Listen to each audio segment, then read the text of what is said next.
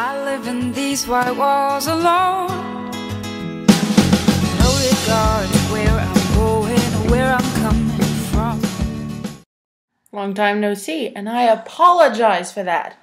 For the last 2 weeks, I had a bunch of schoolwork schmoobledy-goo to catch up on so that I could actually graduate high school, which has been a priority, so I kind of forgot to do videos.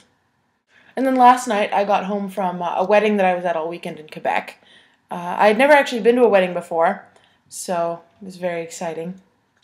But it got me to thinking, like, how many wedding traditions we have that in this day and age seem really weird.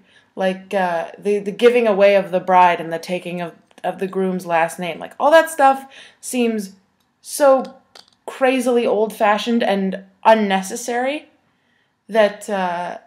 I'm surprised we haven't just, given up doing it. I mean, don't get me wrong, the ceremony was moving, the rabbi was a huge ham, the party was fantastic.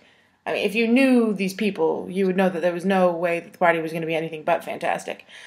But what it reminded me most of was when my sisters and I were growing up, we always had, a million bar and bat mitzvahs to go to, because my mom's half of the family is Jewish, so there was a period of a few years where, all of our distant cousins were coming of age, and all of my mother's friends' children were coming of age, so there were 2 or 3 years where we were going to 4 bat mitzvahs or bar mitzvahs a year, and we didn't know anybody at those either. It's something I always find interesting, realizing that you're in a huge group of people, the only thing that they all have in common being 1 or 2 people in attendance. It makes for some very stilted, but often very fortuitous bonding.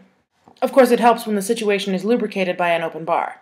Anyway, now I'm back to reality such as it is, and should be back to posting videos on a weekly basis. Should be back to writing sketches on a regular basis. I've been letting that fall by the wayside, which I feel very guilty about.